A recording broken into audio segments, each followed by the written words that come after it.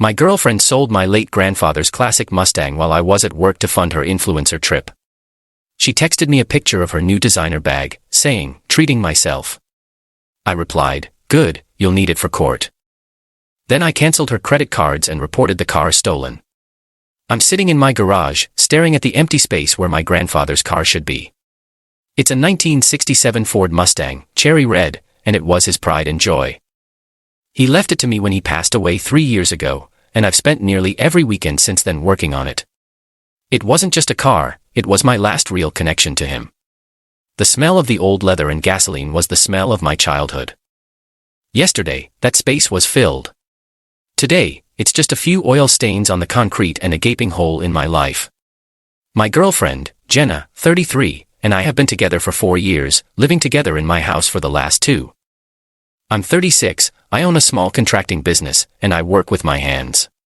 Jenna is a social media content creator, which mostly means she takes pictures of expensive things and posts them online. I never really got it, but I supported her. I paid the mortgage and the bills so she could focus on building her brand. Looking back, I was a fool, an absolute blind fool. The signs were there, she always called the Mustang that dusty old thing, and complained about how much space it took up. She'd ask why I wasted my weekends tinkering with junk instead of taking her to brunch. I always just brushed it off. I thought she was just different, that she didn't understand the sentimental value. I never imagined she could do something like this.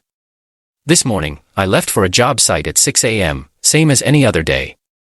Jenna was still asleep. Around noon, my phone buzzed. It was a picture from her.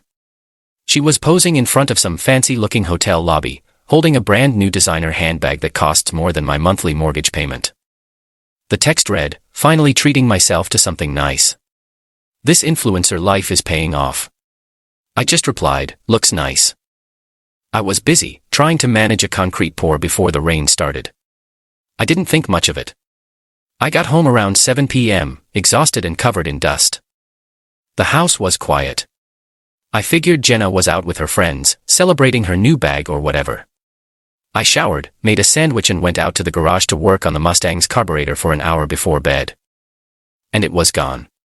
The first thing I felt was confusion. My mind just couldn't process the empty space. I thought maybe it had been stolen. I ran back inside, heart pounding, ready to call the police. That's when I saw the envelope on the kitchen counter. My name was written on it in Jenna's loopy handwriting. Inside wasn't a letter. It was a check for $5,000 and a short, scrawled note. "Hey babe, had an amazing opportunity come up for a brand trip to Miami, but I was short on funds. I know you've been wanting to clear out the garage anyway, so I took care of it for you. A guy my friend knows buys old cars and he gave me a great deal. Using the money for the trip and my new bag. I even left you some of the profit. See you in a week. Love, Jay." I read it 3 times. The words swam in front of my eyes. She sold my grandfather's car. For a trip. For a handbag. And she thought leaving me $5,000, a fraction of its actual value, would make it okay. Something inside me didn't just break, it turned to ice. The hurt was there, deep and heavy, but on the surface, all I felt was a cold, sharp clarity. This wasn't a misunderstanding. This was a betrayal on a level I couldn't have imagined. I walked back to the kitchen, picked up my phone and looked at the picture she'd sent me again. Finally treating myself to something nice. I typed out a new reply. "Good, you'll need it for court." Then I did 3 things. First, I called my bank. I reported every single one of our joint credit cards as stolen. I explained that my partner had made a significant fraudulent transaction and left the state. They immediately froze the accounts. Her access to my money was gone. Second, I called the non-emergency police line and reported the car as stolen. I explained that my girlfriend had sold it without my permission, that the title was solely in my name, and that I had a note from her admitting to the act. They took my report seriously and said they would open an investigation. Third, I logged onto her social media. There it was. Her profile was full of pictures from Miami. Her and her equally vapid friends drinking cocktails on a rooftop bar, posing on the beach. She'd tagged the brand that was supposedly sponsoring her trip. Out of curiosity, I sent the brand a polite message, asking if they were collaborating with Jenna. 5 minutes later, they replied, "We have no record of this person. We do not work with influencers who have such a small following. This is likely a fake brand trip." So she lied about that too. She sold a piece of my family, a piece of my soul, for a fake vacation to impress people on the internet. I packed every single thing she owns into trash bags. Her designer clothes, her makeup, her ring lights, all of it. It's all sitting by the front door. I've already called a locksmith. He's on his way over to change the locks on my house. She thinks she'll be back in a week. She has no idea that the life she had here is already gone. She didn't just sell a car, she sold our future. And now, she's going to have to pay for it. Update 1. 48 hours later. The last 2 days have been a blur of legal paperwork and cold, hard fury. Thank you all for the comments and messages. It helps to know I'm not crazy for reacting this way. The locksmith came and went on the first night. The feeling of turning that new deadbolt, knowing her key was now just a useless piece of metal, was one of the most satisfying feelings I've had in my life. The calls started the next morning. It was around 10 a.m. I was at my lawyer's office, going over the details of the fraudulent sale. My phone rang. It was Jenna. I let it go to voicemail. A minute later, a frantic message came through. "Mark. What is going on? My card just got declined at the hotel. I tried the other one and it didn't work either. This is so embarrassing. Call me back right now." I didn't. Instead, I forwarded the voicemail to my lawyer, who had a good chuckle. He confirmed that since the title was solely in my name and I had her handwritten note, we had a very strong case for felony theft and fraud. The police had already entered the car's VIN into the National Stolen Vehicle Database. The real fireworks started about 6 hours later. I got a call from a number I didn't recognize. It was one of her friends, Tiffany. The one who apparently knew a guy who buys old cars. "Mark, what is your problem?"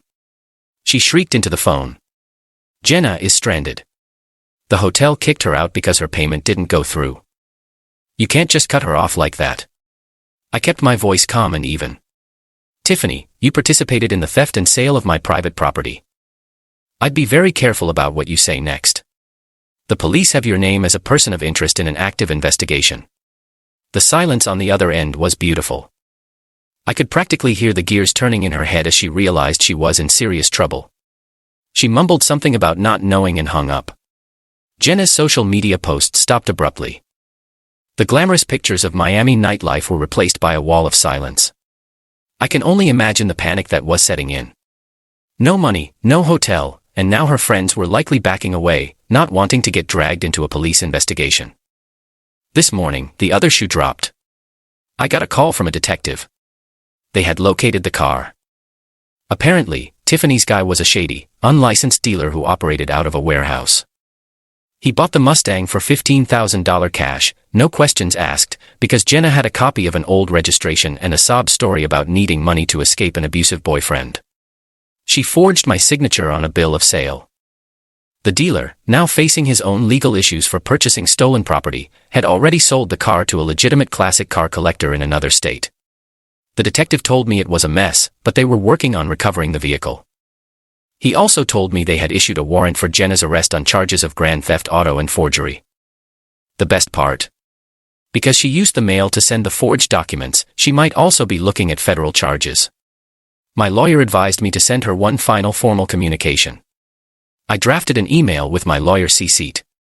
"Jenna, it has come to my attention that you sold my 1967 Ford Mustang, which is titled solely in my name, without my consent. You admitted to this in a handwritten note. I have reported the car stolen, and I am aware that a warrant has been issued for your arrest. I have also frozen all joint financial accounts as you use them to facilitate your travel after committing a felony.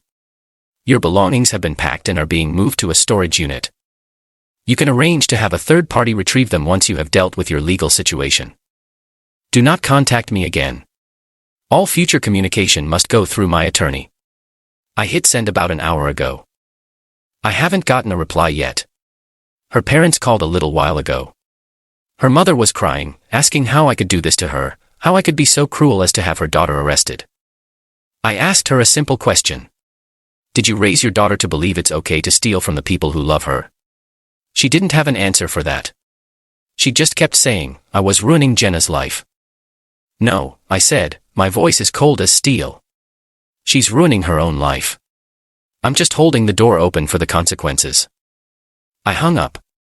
The trash bags of her things are gone now, moved to a storage unit I paid for a month in advance.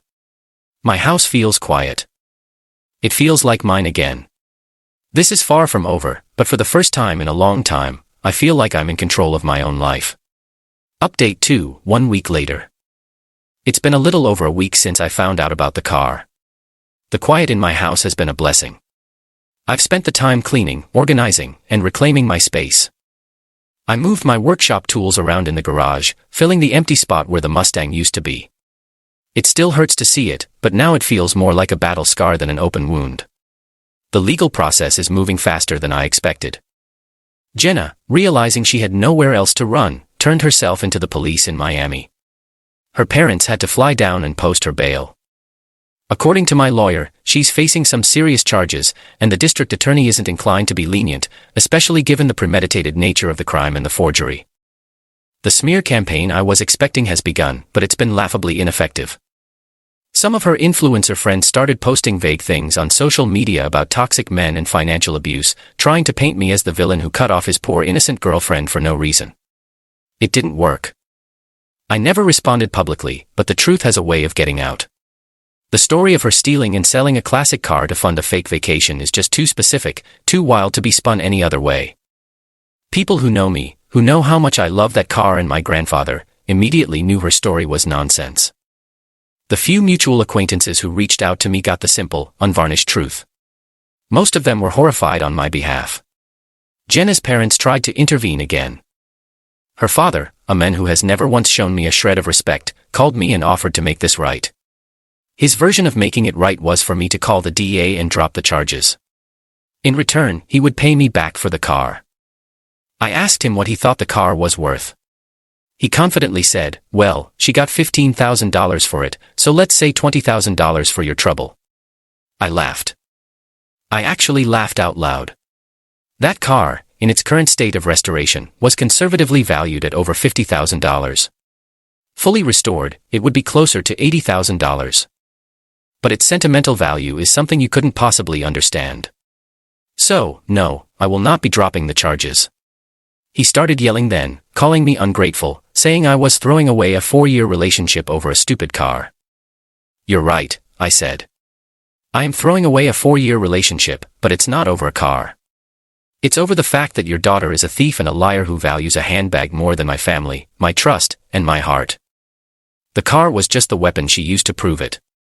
I hung up before he could respond. The best development came yesterday. The classic car collector who bought the Mustang was contacted by investigators.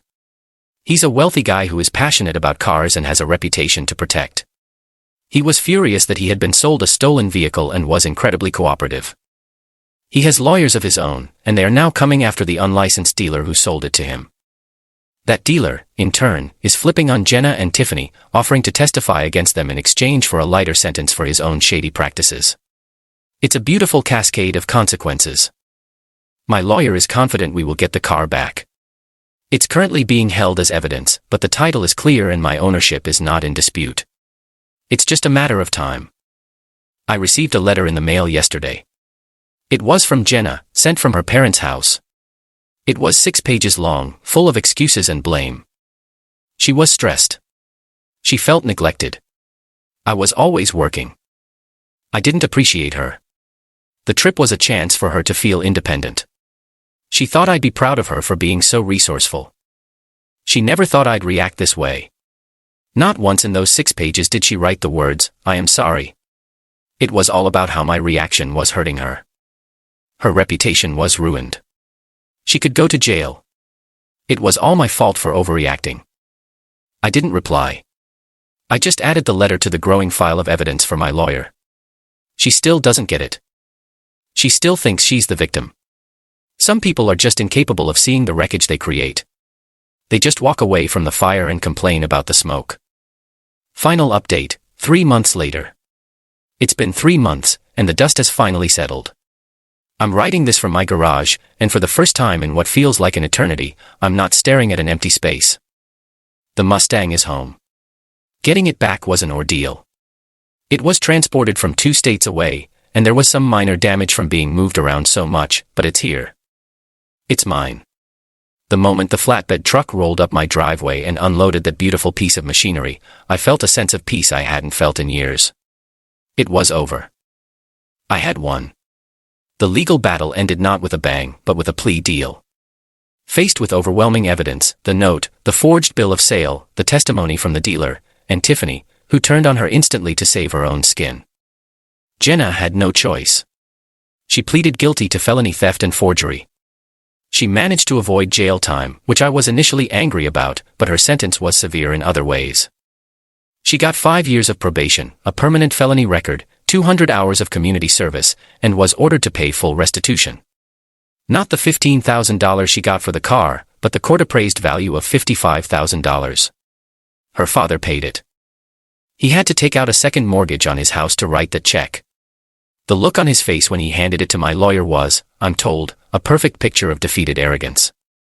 That check didn't just represent the value of the car.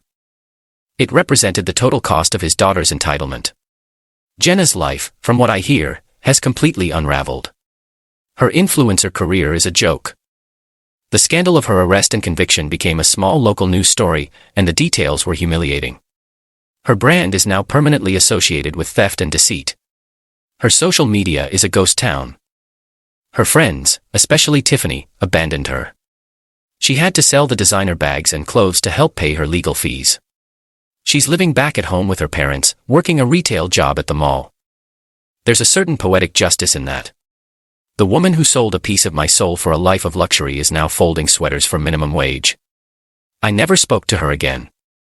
Her lawyer tried to arrange a meeting for her to apologize in person, likely a tactic to get me to speak on her behalf at sentencing. I refused. An apology without accountability is just manipulation. I had nothing left to say to her. I used the restitution money to finish the Mustang's restoration. I hired the best shop in the state to do the body work and paint, and I've spent my weekends meticulously rebuilding the engine. It's more beautiful now than my grandfather ever could have dreamed. Every time I turn the key and hear that engine roar to life, it feels like a victory. It's a symbol that you can't break something that's built on a solid foundation. My life is better now, quieter, more authentic. I've started dating someone new, a woman who actually asks questions about the car and listens with genuine interest, a woman who understands that some things are worth more than money.